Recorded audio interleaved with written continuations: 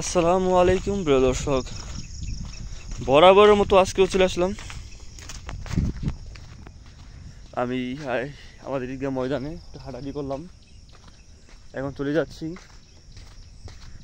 সকাল সকাল হাঁটলে অনেক ভালো, শরীরটাও খুব ভালো লাগে, এই জন্য হাঁটাহাঁটি করতেছি। খুব সুন্দর একটা ওয়েদার। আসলে যারা নাকি আপনারা এই সকালবেলা উঠতে চান না, তারা নামাজ পড়ে সকালবেলা ওঠার চেষ্টা করবেন।